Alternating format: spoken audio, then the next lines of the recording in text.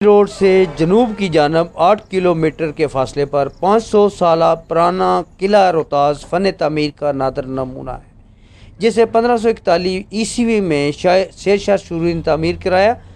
تھا، جہاں دنیا بھر سے سیاح کھنچے چلے آتے ہیں، لیکن محکمہ آثار قدیمہ کی عدم توجہی کی وجہ کے باعث قلعہ کی اصل شان و شوکت ماند پڑ گئی ہے۔ قلعہ کے دیواروں پر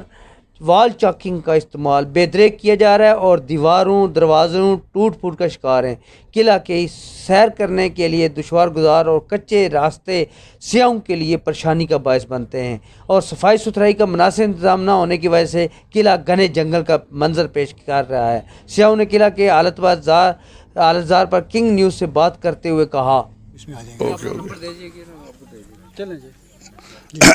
میرا تعلق کراچی سے ہے۔ میں یہ روہتاس کا قلعہ دیکھنے آیا تھا، کراچی اور خیرپور سے سندھ سے میرا تعلق ہے۔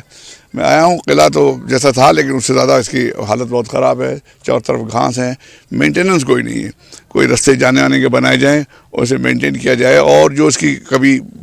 حالت تھی کم سے کم اس جیسی تو نہیں ہوگی لیکن اس سے کم ہی اس کو مینٹین کر لیا جائے۔ جو وہ لگے ہوئے ہیں، بورڈ لگے ہوئے ہیں، وہ مٹ چکے ہیں، ان پہ جو لکھا ہوا تھا وہ بھی مٹ چکا ہے، اسے رونیٹ کیا جائے ان کو۔ قلعہ بہت زبردست ہے، دیکھنے کے لائق ہے، لیکن اس کی مینٹیننس بہت ضروری ہے، اور اس کو رستے بنائے جائیں، وہ بنائے جائیں، اور گورنمنٹ پہ کچھ خرچ کرے تو یہ دنیا کے لیے اور ہمارے دنیا کے لیے، خاص کر یورپین کے لیے تو یہ بہت زبردست پوائنٹ ہیں، لیکن اس کو مینٹین کرنا ہوگا۔ پانی کا انتظام کیا جائے، ٹھنڈے پانی کا انتظام کیا جائے تو بہتر ہوگا۔ Thank you.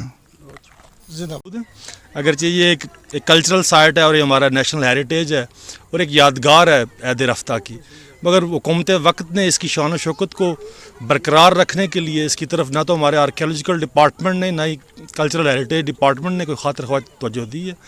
اور یہ تنزلی کا شکار ہے، اور کسی بھی وقت یہ جو آثار ہیں جو عہد رفتہ کی عظمت کے نشانی ہیں یہ مٹ جائیں گے۔ اور سیکنڈلی موسٹ امپورٹنٹ بات یہ ہے کہ ٹورزم کا جو ایئر گورنمنٹ ڈکلیئر کیا اور اس کے لیے نیشنل اور انٹرنیشنل ٹورزم کو آپ اٹریکٹ کر رہے ہیں، مگر آپ کی جو سائٹس ہیں ان کے اوپر کوئی ایسی فیسلٹیز اویلیبل نہیں ہیں، even wash rooms, walking tracks اور کوئی